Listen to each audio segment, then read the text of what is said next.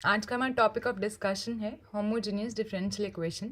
अभी तक हमने डिफरेंशियल इक्वेशन में पढ़ा है कि डिफरेंशियल इक्वेशन क्या होती है, उसका ऑर्डर डिग्री निकालना सीखा है, उसके बारे में कुछ कंसेप्ट्स पढ़े हैं, सोल्यूशन सीखे हैं डिफरेंट टाइप्स के कि कौन सा सोल्यूशन को हम जनरल कहते हैं, किसको पर्टिकुलर कहते हैं, किसको सिंगुलर कहते हैं, और कुछ मेथड सीखे हैं डिफरेंशियल इक्वेशन सॉल्व करने के, जैसे कि वेरिएबल सेपरेबल मेथड, जो कि मैंने आपको बताया बहुत इंपॉर्टेंट है।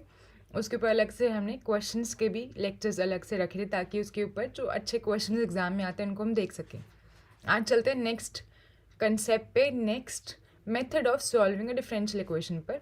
तो अगर हमारे पास कोई और डिफरेंशियल इक्वेशन है, अगर हमने वेरिएबल सेपरेबल से ट्राई करा, वो सॉल्व नहीं हुई, तो नेक्स्ट मेथड हमारे पास कौन सा आता है? Homogeneous method.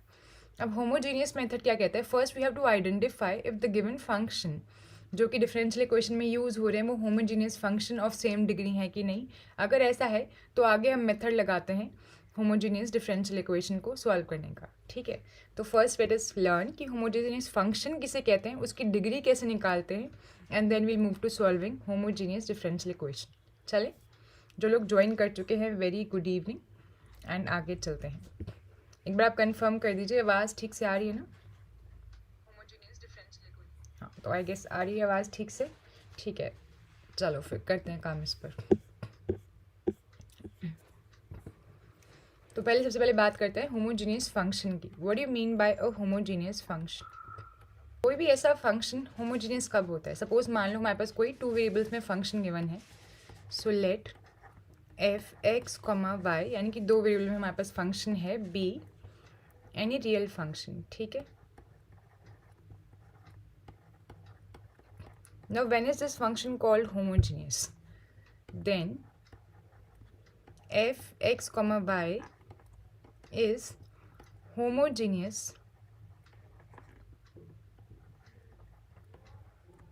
of degree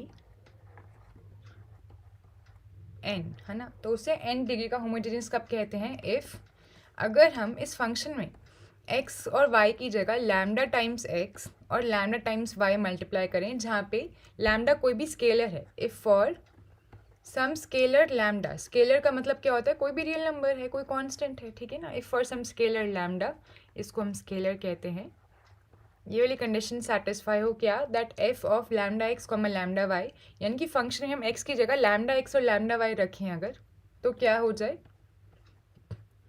ऐसा काम हो जाए कि f of lambda x lambda y अगर हम रखें तो लैम्डा की कोई पावर एन कॉमन आ जाए और बाकी का बचा हुआ function f x comma y as it is बच जाए। अगर ऐसा हो जाएगा तो हम क्या कहेंगे? वो फंक्शन क्या है? एन डिग्री का होमोजीनियस फंक्शन है। इसके अलावा क्या हो सकता है? इसी तरीके से पुट करने से हो सकता है कि लैम्डा रेस पर एन कॉमन आ जाए और हमारे पास फंक्शन बच जाए जो f of x comma y जो फंक्शन है उसी का एक वेरिएबल फंक्शन हो, जिसमें function f of x by y का बच जाए। समझ रहे हो? यानी कि क्या हो गया कि फंक्शन जो था वो दो वेरिएबल में ही रहा, पर हमारा एक्स बाय वाई इस तरीके से कोई फंक्शन आ गया और साथ में कुछ वाई रेस पर एन भी कॉमन आ जाए। या फिर हो सकता है कि एक्स रेस पर एन कुछ कॉमन आ जाए और फंक्शन कुछ ऐसा बच जाए, कैसा? वाई अपॉन एक्स की टर्म्स में। ठीक है, तो एग्जाम्पल देखते हैं, आपको समझ में आएगा यहाँ पर हो क्या रहा है। Let us see an example and you will come to no.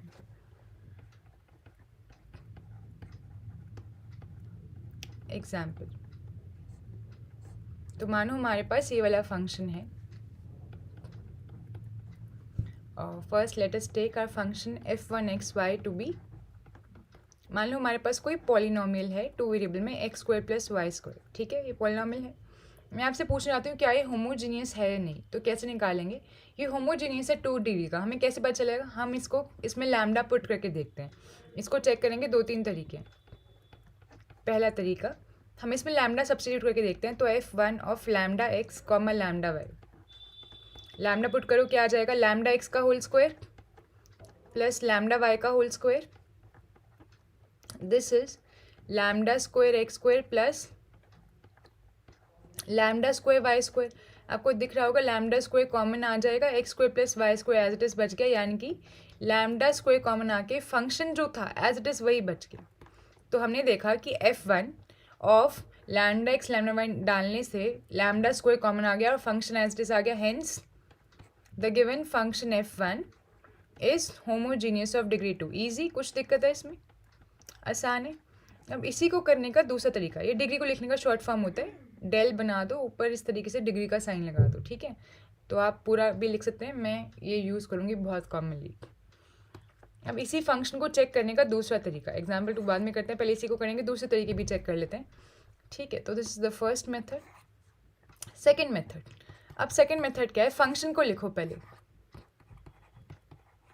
है ना। वो फंक्शन क्या था, x square plus y square.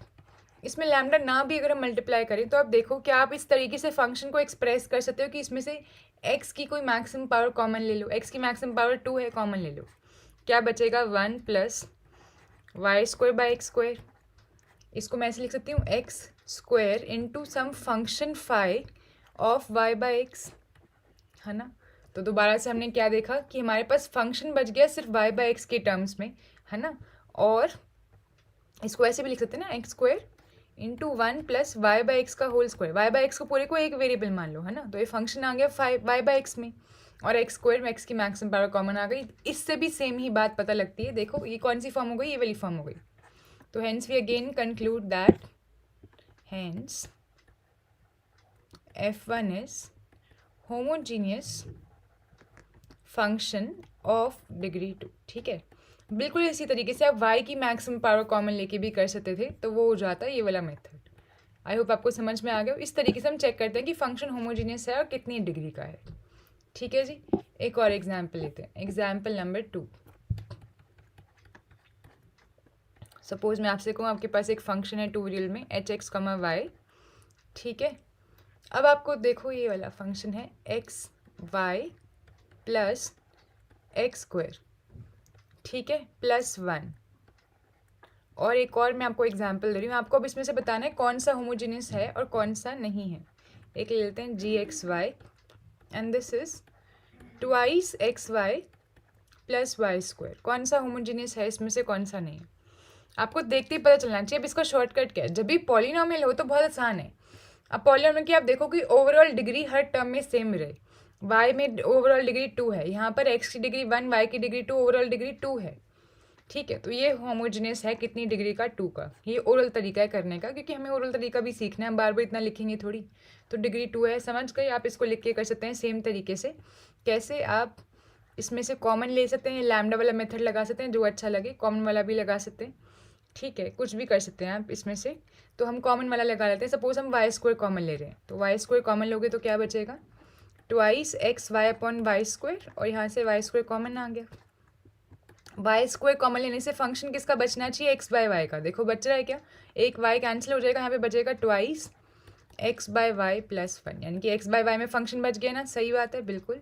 तो we are getting y square into a left over function in x by y, hence this is homogeneous of degree 2। तो ये explanation है, ये ओरली हमने कर लिया था, हमने देखा था, वो भी आपको समझ में आ गया होगा।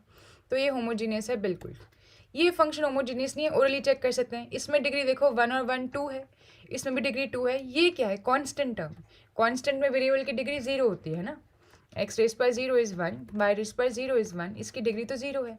यानी कि ये जो है यहाँ पे डिग्री को फ्लाउट कर रहा है, फॉलो नहीं कर रहा है, इसकी डिग्री 2, इसकी डिग्री 2, ये नहीं है, तो ये पक्का होमोजीनियस नहीं होगा। अब आप इसको चेक भी कर सकते हैं, कैसे, जैसे मर्जी चेक करें, दिस इज़ नॉट होमोजीनियस।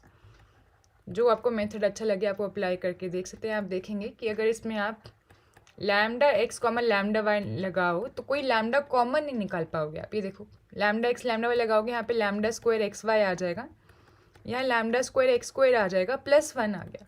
अब क्या लैम्डा की कोई पावर कॉमन ले पा रहे हो आप, नहीं ले पा रहे हो, क्योंकि यहाँ 1 है, इसमें से क्या कॉमन लोगे, नहीं ले पा रहे। तो इसको हम इस तरीके से, this can not be expressed as lambda into n into h of x y for any n belonging to real number. किसी भी रियल वैल्यू के लिए ऐसा एक्सप्रेस हम नहीं कर पा रहे, तो इसका मतलब क्या है, ये होमोजीनियस नहीं है। मेरे को लगता है अच्छे से आप समझ गए होगे होमोजीनियस फंक्शन किसे कहते हैं, ईजी। चलो अच्छी बात है। Now let's move to homogeneous differential equation. पहले देखते हैं होमोजीनियस डिफरेंशियल इक्वेशन किसे कहते हैं, फिर उसको सॉल्व करने का तरीका सीखेंगे। होमोजीनियस डिफरेंशियल इक्वेशन ये किसे कहते हैं, ऐसी डिफरेंशियल इक्वेशन, कैसी differential equation, a differential equation of the form, इसको दो फॉर्म्स में आप देख सकते हो। एक फेमस फॉर्म दिखाते हैं पहले आपको, mx y dx plus n x y d y, m और एन क्या है, कोई भी रैंडम एक्स और वाई के फंक्शंस हैं, इज इक्वल टू 0 इस फॉर्म में, such that m comma n are homogeneous functions of same degree. Homogeneous function की डिग्री निकालना हमने सीखा है, तो ये दोनों सेम डिग्री के होमोजीनियस होने चाहिए, homogeneous real functions of same degree. अगर ऐसा है तो इस मेथड, ऐसे डिफरेंशियल इक्वेशन को होमोजीनियस डिफरेंशियल इक्वेशन कह देते हैं। Then such differential equation is called homogeneous differential equation and it is solved by homogeneous method.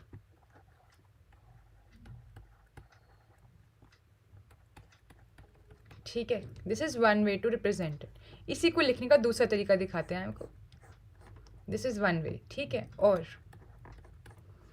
अब पूरी स्टेटमेंट नहीं लिखते हैं, a differential equation of the form, बस डिफरेंशियल इक्वेशन को लिखने का दूसरा तरीका सिखाते हैं इस तरीके से, d y by d x is equal to, ठीक है ना, m x y upon n x y. कोई दिक्कत? तो आप देखोगे कि अगर आप यहाँ पे इसको लेफ्ट राइट लेके जाके एडजस्ट करोगे तो ऐसा फॉर्म आ जाएगा। तो अगर इस फॉर्म में हो, और कंडीशन फिर से same, where m and n are homogeneous of same degree, ठीक है ना, तो इसे फिर से होमोजीनियस डिफरेंशियल इक्वेशन कहेंगे, are homogeneous real functions of same degree. अगर ऐसी बात है तो फिर इसको हम फिर से होमोजीनियस डिफरेंशियल इक्वेशन कहेंगे। ठीक है जी, आई होप आपको समझ में आ गई होंगी दोनों फॉर्म्स। तो इसमें मेन क्रक्स क्या है कि जो दो फंक्शंस हैं दो वेरिएबल के, वो दोनों कैसे होने चाहिए, होमोजीनियस होने चाहिए, सेम डिग्री के। ठीक है, एग्जाम्पल देखते हैं। एग्जाम्पल, आपको कुछ डिफरेंशियल इक्वेशंस देते हैं, आपको पहचानना है कि इनमें से कौन सी होमोजीनियस तरीके से सॉल्व करी जा सकती है। ठीक है जी, ओके। तो consider this, d y by d x is equal to x square plus y square upon x y. आपको बताना क्या ये होमोजीनियस डिफरेंशियल इक्वेशन है या नहीं, चेक करो और बताओ। और एक और एग्जांपल आपको देते हैं, 15 x cube d x plus 17 x square y d y is equal to 0। ये चेक करके बताओ। और एक और एग्जांपल देते हैं, example number 3,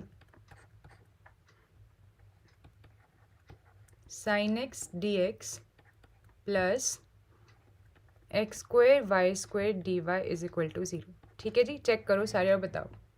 late us start with the first part. First part में बताओ है या नहीं है होमोजीनियस। आप देखोगे, अब फंक्शन चेक करते हैं, ऊपर वाला और नीचे वाला।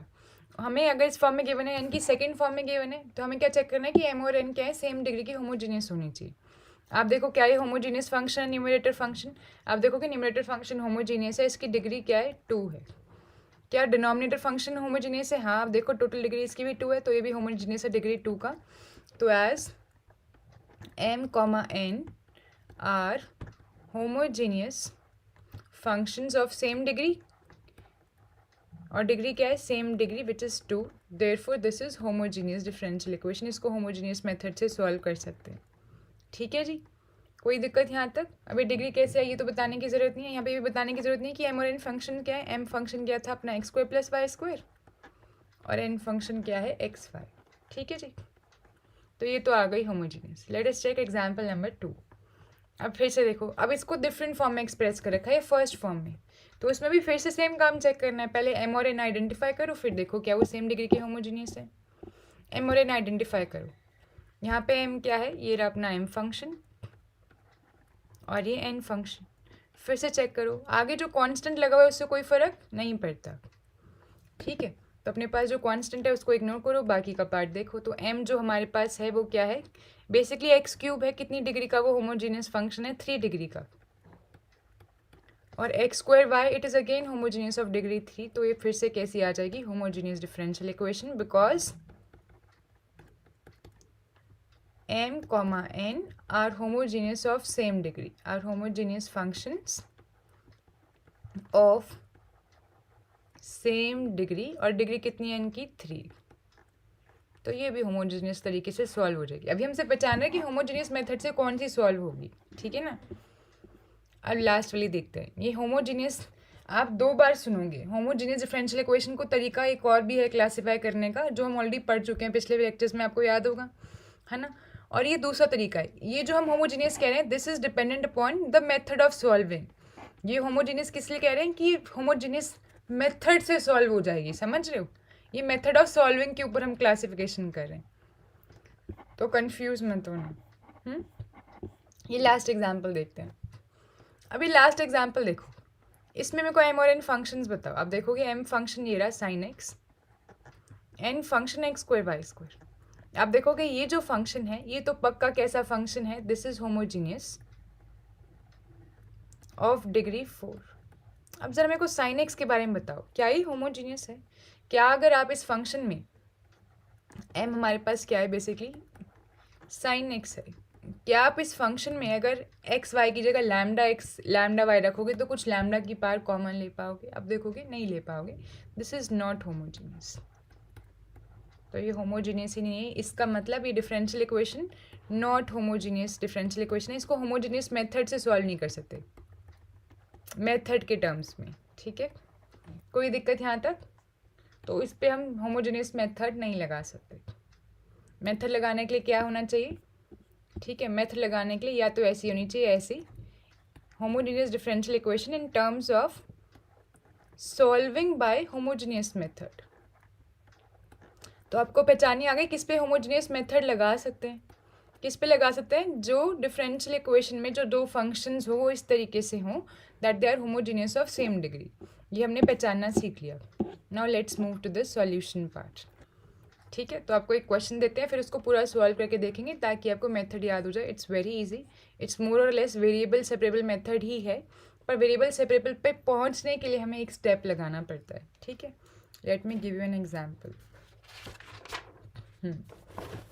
इस एग्जाम्पल से स्टार्ट करते हैं। So we have solve the differential equation x square plus y square dx is equal to twice xy dy such that y of -1 is equal to 0. Then yx is equal to, यानी कि इसका जो solution है वो क्या आ जाएगा। ये कैसा क्वेश्चन है, हमने पढ़ा था अलग से, इनिशियल वैल्यू प्रॉब्लम कहते हैं इसे। डिफरेंशियल इक्वेशन है, ठीक है, और साथ में हमें एक इनिशियल कंडीशन गिवन है जो कि हमें आर्बिट्री कांस्टेंट की वैल्यू निकालने में हेल्प करेगी, ठीक है जी। चलो मैं इसके आपको प्रोबेबल आंसर्स बता देती हूँ। 1 माइनस वाई बाई एक्स का whole square is equal to x c, 1 is equal to x into c multiplied by 1 minus y by x का होल स्क्वायर, ठीक है। We have 1 minus y by x का whole square and none, ठीक है जी। अब solve करना सीखते हैं। ये आपको एक हमने क्वेश्चन प्रेजेंट कर लिया। अब सबसे पहले इस क्वेश्चन को जज करते हैं कि क्या ये क्वेश्चन हम मुझे इस मेथड से सॉल्व कर सकते हैं। तो सेम अभी हमने देखा था कि ऐसा एग्जाम्पल हमने ऑलरेडी कर भी लिया है। आप इसको लेफ्ट हैंड साइड पे लाके देख सकते हो। तो ये फर्स्ट फॉर्म में एक्सप्रेस है, ये फंक्शन m है, ये n है, और दोनों ही सेकेंड डिग्री की होमोजीनियस है, यानी कि we can apply homogeneous method, ठीक है। यहाँ तक क्लियर है।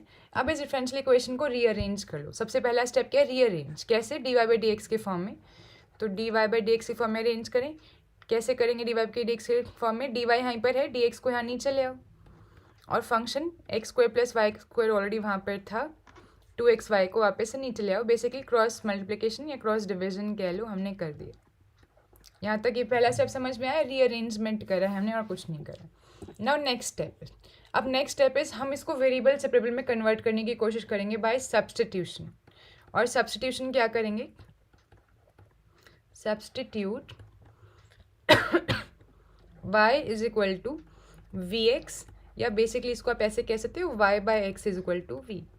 अब क्योंकि होमोजीनियस मेथड है उसमें हम फंक्शन को इस तरीके से एक्सप्रेस कर सकते हैं कि कोई पावर कॉमन ले लें और y बाई एक्स टाइप का फंक्शन आ जाए, सीखा है हमने ये बात, या x बाई वाई का फंक्शन आ जाए, कुछ भी कर सकते हैं। तो हम कॉमन फिक्स रख लेते हैं, y बाई एक्स टाइप का फंक्शन हमेशा हम बनाएंगे और y बाई एक्स को v मान लेंगे, ठीक है। तो सब्स्टिट्यूट कर दो ज़रा। अब सब्स्टिट्यूशन करने के लिए हमें लेफ्ट हैंड साइड पर डेरिवेटिव में भी सब्स्टिट्यूट करना होगा, तो dy बाई डी एक्स में भी सब्स्टिट्यूट करना होगा। तो हम क्या करेंगे, इसको चेंज कर लेंगे dv बाई डी एक्स में, डिपेंडेंट वेरिएबल को चेंज कर लेंगे, dependent variable is changed from y to v और इंडिपेंडेंट वेरिएबल सेम रहेगा। कैसे, अब y is equal to v x है, इसमें दोनों बोथ साइड डिफ्रेंशिएट करो विद रिस्पेक्ट टू x, क्या आ जाएगा dy बाई डी एक्स आ गया लेफ्ट हैंड साइड पे, राइट हैंड साइड पे प्रोडक्ट रूल लगा दें तो v का क्या हो जाएगा, पहले dv by d x, x का 1, एक्स को पहले एज इट इज़ लिख देते हैं, प्लस उसके बाद v क्या कहते हैं एज इट इज़ एक्स का 1, ठीक है। यहाँ पर तो ये d y by d x की वैल्यू आ गई, इसको हम वापस सब्स्टिट्यूट कर लेंगे। तो सब्स्टिट्यूटिंग दिस इन इक्वेशन जो हमारी डिफरेंशियल इक्वेशन गिवन है, यहाँ तक ठीक है। तो सब्स्टिट्यूट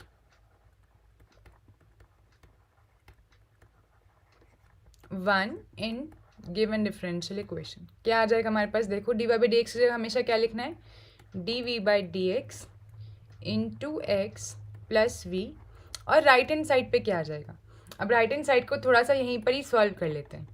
हमें फंक्शन बनाना है वाई बाई एक्स टाइप का, यानी कि हमें नीचे एक्स चाहिए, तो एक्स की मैक्सिमम पावर जो ऊपर और नीचे कॉमन आ रही है उसे डिवाइड कर दो। मैक्सिमम एक्स स्क्वायर आ रही है तो x square plus y square को न्यूमरेटर में भी एक्स स्क्वायर से डिवाइड कर दो और डिनोमिनेटर में भी एक्स स्क्वायर से डिवाइड कर दो। यहाँ तक ठीक है।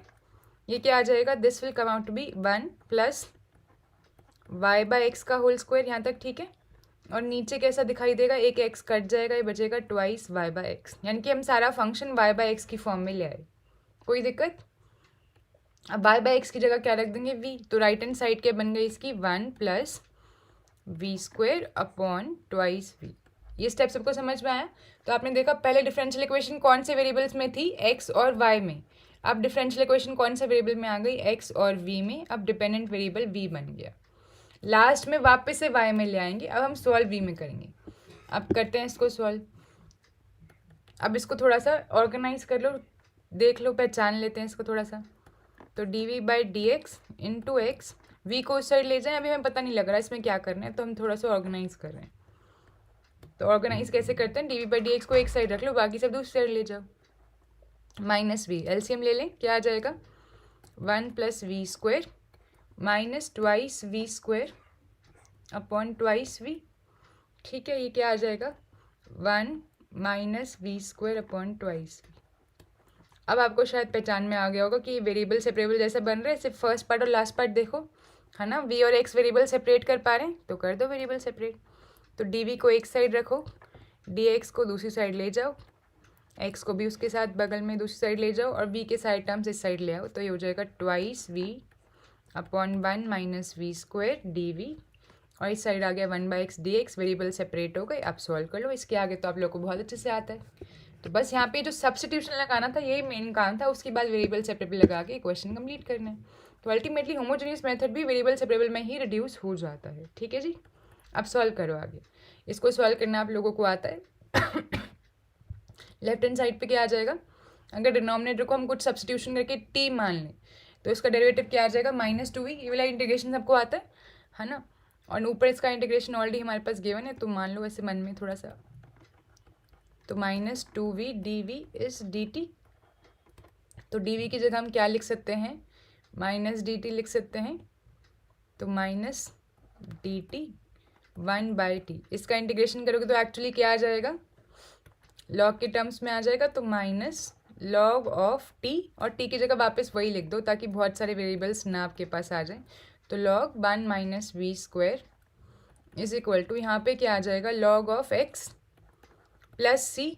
अब आर्बिट्री कांस्टेंट को भी लॉग ऑफ सी मान लो, क्यों, क्योंकि ताकि हम अच्छे से सिंप्लीफाई कर सकें। जब भी जब सब जगह लॉग हो तो कांस्टेंट भी लॉग सी मान लेना चाहिए, कोई फ़र्क नहीं है ना, सी भी कांस्टेंट हो तो लॉग सी भी आर्बिट्री कांस्टेंट है, कोई दिक्कत यहाँ तक, ठीक है। ये ब्रैकेट में लिख लो, यहाँ पे हमने सब्स्टिट्यूशन लगाई थी।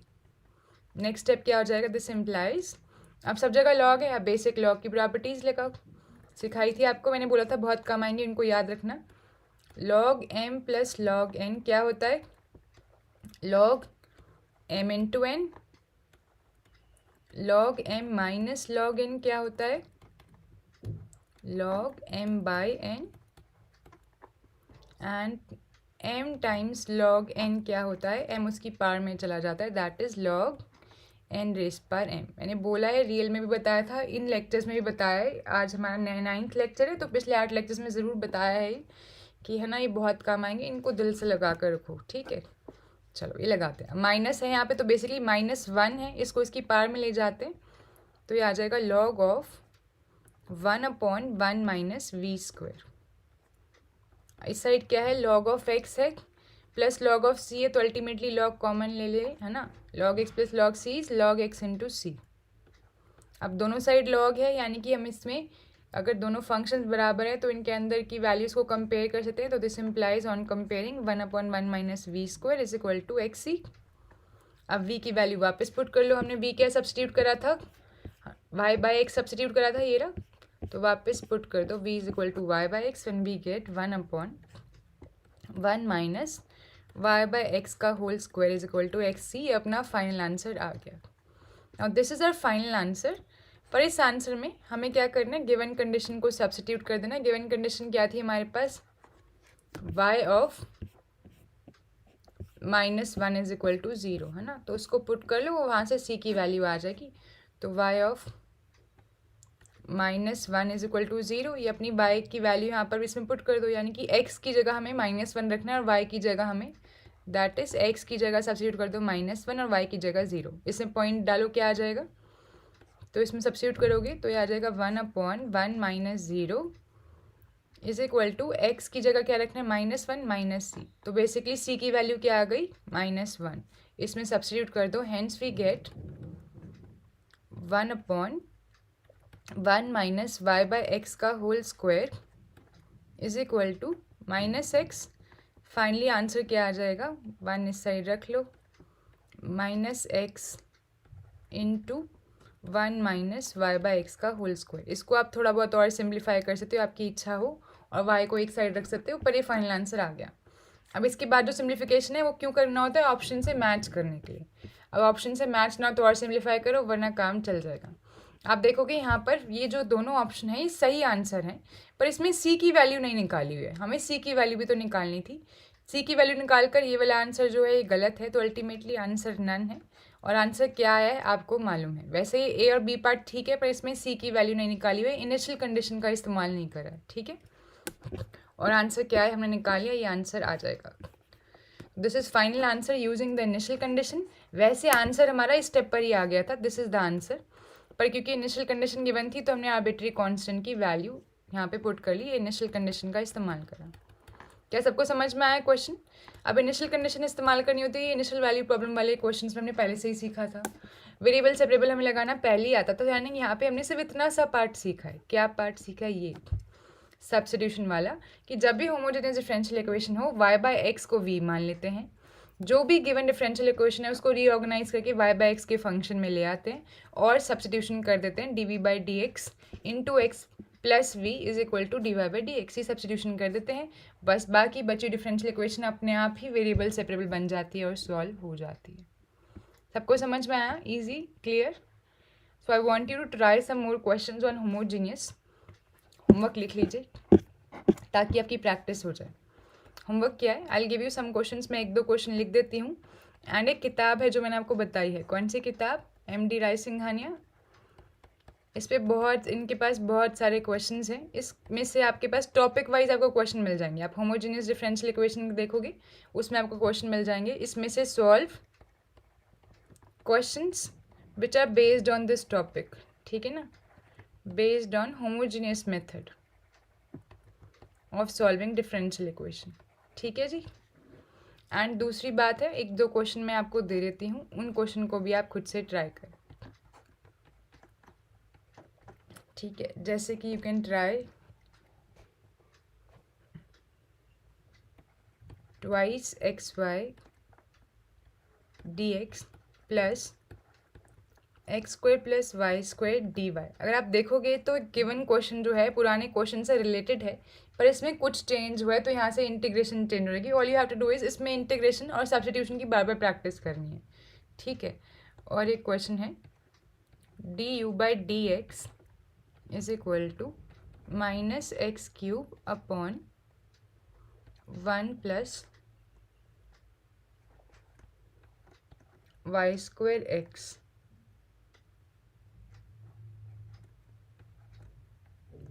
X cube into 11 plus y square x, ठीक है। अब इन सब में क्या है, ज़्यादातर आपकी इंटीग्रेशन की प्रैक्टिस होगी, क्योंकि इंटीग्रेशन ज़्यादातर टेढ़ा मेढ़ा हो जाएगा जैसे जैसे आप सॉल्व करोगे। तो it's more about practising substitution method and integration. अब यहाँ पे नया क्या है, मैंने आपको वेरिएबल दिया है यू, जानबूझ के दिया है। वेरिएबल्स को, नए वेरिएबल्स को यूज़ करने की याद डालें। पेपर में क्या होता है, जानबूझ के ना आपको डिफरेंट वेरिएबल दे देते हैं, तो यू स्क्वायर एक्स, और वो नया वेरिएबल देखिए हमें लगता है कि नहीं यार एक्स और वाई में सॉल्व करना आता है, यू में सॉल्व करना मुश्किल लगता है, तो नए वेरिएबल में सॉल्व करने की याद डालें। Try this 2 questions and try more questions from MD Rai Singhania. कोई डाउट आता तो आपको मालूम है, you can always ask via our email ID, जिसके थ्रू आप पूरा कॉन्टैक्ट करते हैं tripbohemia.com@gmail.com। ठीक है जी, तो यहाँ पे हम लेक्चर को वाइंड अप करते हैं एंड दिन दोबारा मिलते हैं वेडनेसडे को। आपको मालूम है हमारी क्लासेस कब कब होती हैं।